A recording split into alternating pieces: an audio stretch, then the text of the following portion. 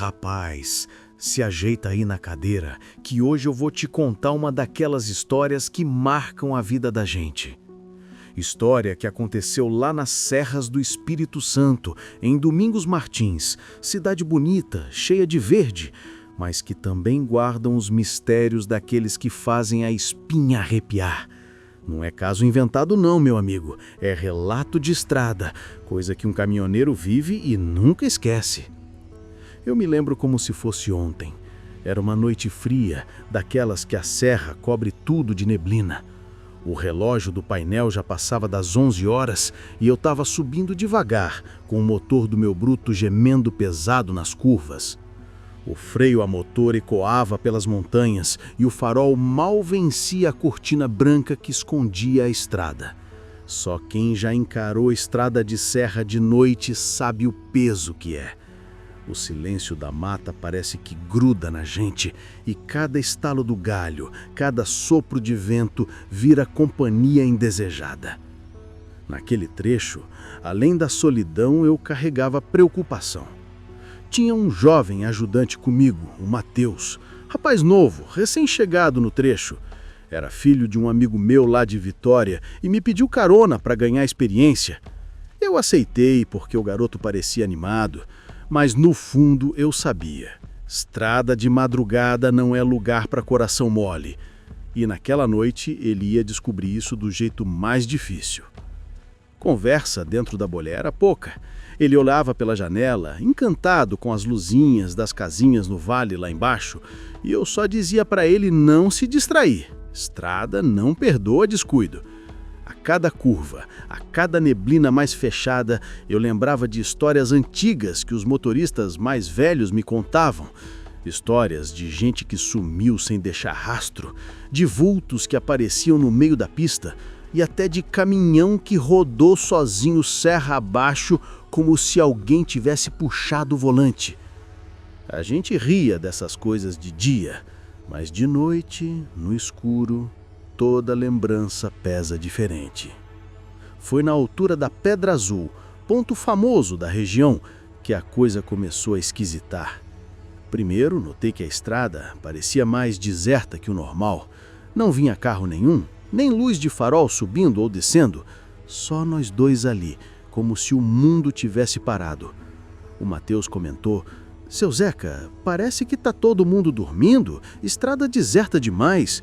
Eu tentei desconversar, disse que era normal naquela hora, mas no fundo a fala dele bateu fundo. Uns 10 minutos depois veio o primeiro sinal de que a noite não seria comum. Passamos por um ponto onde sempre tem um bar de beira de estrada aceso, servindo café forte para caminhoneiro aguentar o batente, mas dessa vez tudo estava apagado. Nenhuma lâmpada, nem barulho, nada. Só uma porta encostada e a sensação de abandono. Estranho demais, porque aquele lugar nunca fecha. Eu segui viagem, mas meu coração já batia diferente. O Mateus ficou mais quieto, talvez sentindo mesmo.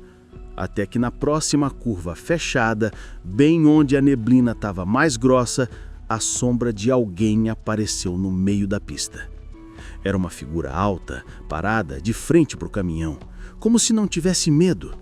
Eu joguei a mão na buzina, freiei pesado e o bruto quase parou em cima dela. Mas quando os faróis iluminaram direito, não tinha mais nada. Só a estrada vazia e a neblina dançando. O Mateus se encolheu no banco, pálido. "O senhor viu, né? Eu não tô maluco, não. Tinha alguém ali." Eu só respirei fundo e disse que devia ser coisa da nossa cabeça, reflexo da neblina. Mas a verdade, meu amigo, é que eu vi também.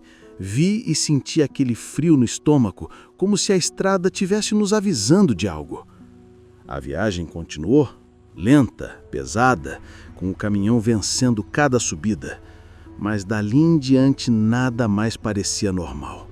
O vento dentro da mata soava como voz e cada curva trazia a sensação de que não estávamos sozinhos. E quando finalmente a gente parou num pequeno recuo para esticar as pernas, foi que o verdadeiro pesadelo começou a dar sinais. No meio do silêncio, a gente ouviu passos. Não eram passos pesados, de bicho grande. Eram leves, mas constantes, como se alguém tivesse circulando o caminhão. Eu olhei para o retrovisor, nada. O Matheus, tremendo, abriu a porta e botou a cara para fora. Foi nesse instante que eu vi no olhar dele, algo estava errado, muito errado. Aquele recuo, que deveria ser só mais um ponto de descanso, ia virar palco de uma história que até hoje eu conto com arrepio. Eu lembro bem da cara do Matheus naquela hora. Ele olhava para o escuro como quem enxergava coisa que não devia. A respiração dele ficou acelerada e eu, do lado de dentro da boleia, sentia a mão suar no volante. O barulho de passos continuava, ora perto, ora mais longe, como se alguém estivesse andando em volta do caminhão só para brincar com a nossa coragem. Eu falei firme. Entra logo, rapaz. Não dá confiança pro que não tem explicação. Mas ele parecia hipnotizado. Ainda assim obedeceu e voltou para dentro, fechando a porta com força. Ficamos os dois em silêncio. Só o som do motor roncando baixo e o eco da serra devolvendo cada ruído.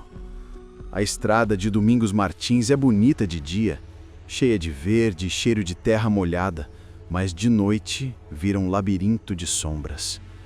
Eu conheço cada curva, cada recuo, mas naquela madrugada parecia que tudo tinha mudado de lugar. O tempo demorava a passar e cada minuto parecia uma eternidade. Para quebrar o clima pesado, puxei conversa com o Matheus. Perguntei da família, do que ele sonhava para o futuro. Ele falou que queria ser caminhoneiro como o pai dele, rodar esse Brasil todo.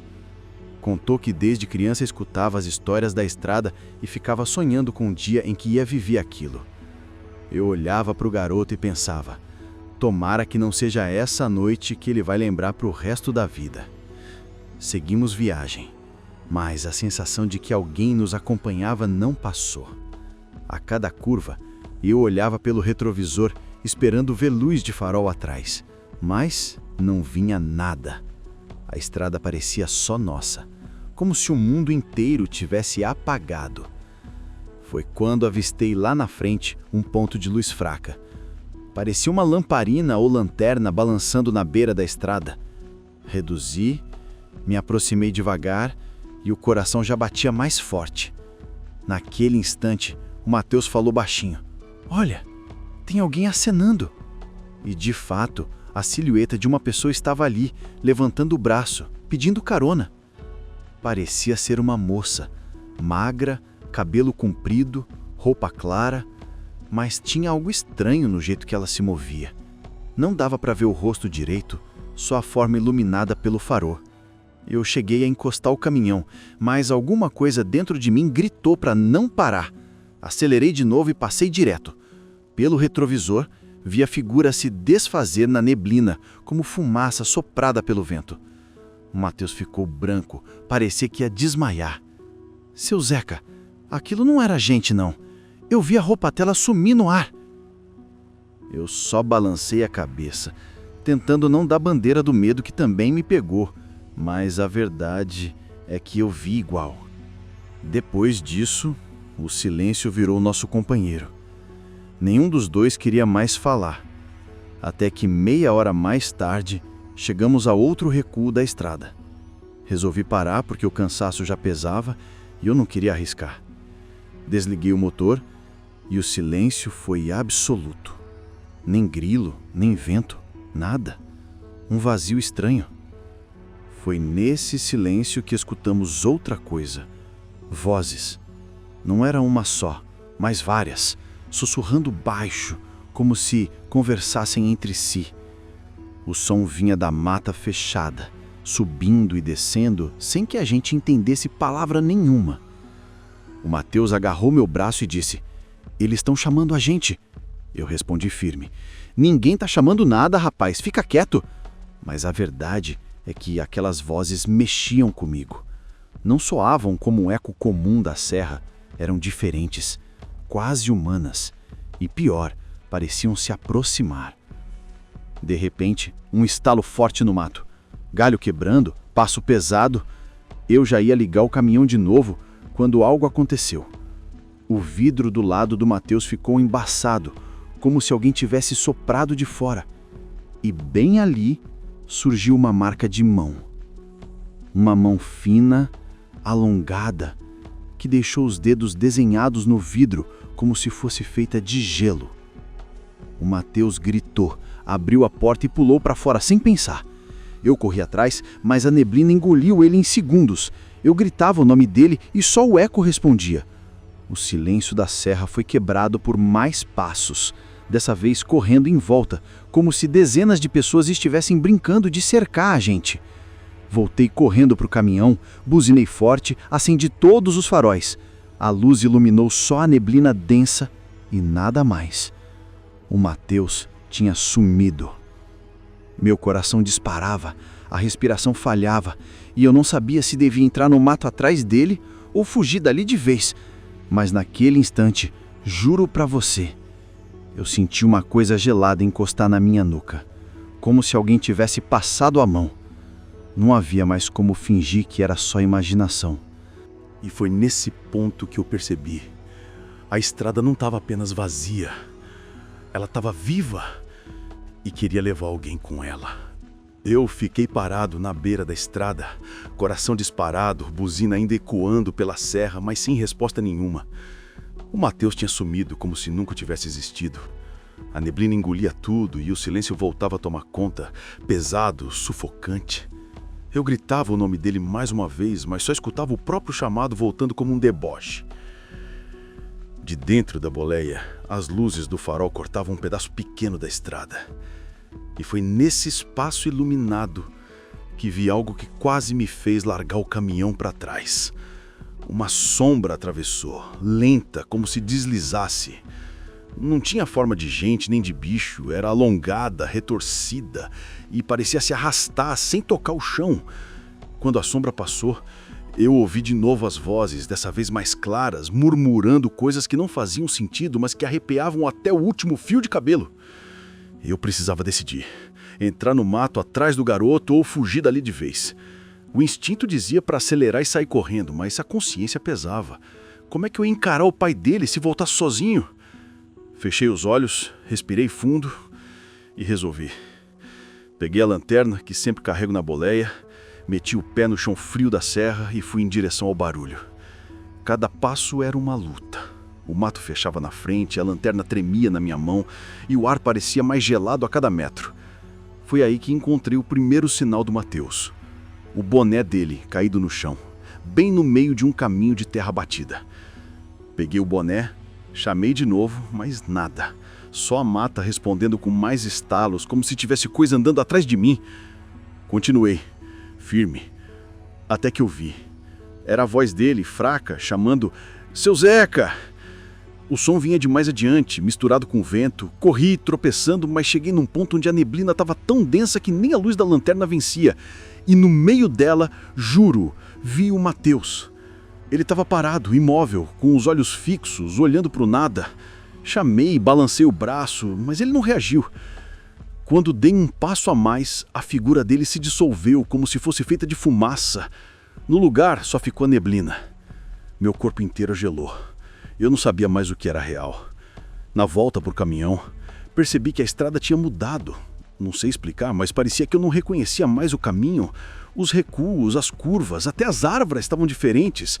Era como se a serra tivesse me levado para outro lugar, paralelo, onde a lógica não existia. O desespero bateu forte. Entrei no caminhão, liguei o motor e pisei fundo. Mas quanto mais eu acelerava, mais a estrada parecia se repetir. Eu passava pelo mesmo trecho de curva, via o mesmo tronco caído, o mesmo barranco, como se eu estivesse rodando em círculo, preso dentro da serra. A mente já estava embaralhada, quando escutei um barulho vindo do banco do passageiro. Olhei de lado e quase perdi o controle. O Mateus estava sentado ali, suado, pálido, olhando fixo para frente. Eu não ouvi porta abrir, não ouvi nada, ele simplesmente estava lá. "Você sumiu, rapaz, onde é que você foi?" Perguntei, mas ele não respondeu. Os olhos estavam vidrados, como se não fosse mais ele. Passei a mão no ombro dele e senti frio, frio de gelo. O corpo dele parecia estar ali, mas a alma parecia longe. Continuei dirigindo, mas agora com um peso ainda maior dentro da boleia. Eu tentava puxar conversa, tentava fazer ele reagir, mas nada. O silêncio dele era pior que o vazio da estrada. Até que, de repente, ele abriu a boca e falou uma frase que me fez gelar o sangue. Eles disseram que a estrada já escolheu. Eu freiei seco, o caminhão quase derrapou. Como assim, Matheus? Quem escolheu o quê? Mas ele calou de novo, voltou para o silêncio profundo, como se tivesse gasto as últimas forças só para dizer aquilo. A estrada seguia interminável, e a sensação era que o mundo tinha se resumido a nós dois e aquela neblina maldita. Até que vi ao longe uma luz forte, parecia ser um posto, uma salvação. Apertei o acelerador, coração esperançoso, mas quando cheguei perto, a luz simplesmente apagou. O posto sumiu, como se nunca tivesse existido. Foi ali que percebi a gravidade da situação. Eu não estava só perdido, eu estava preso numa estrada que parecia brincar com a gente, que criava ilusões só para nos empurrar mais fundo no desespero.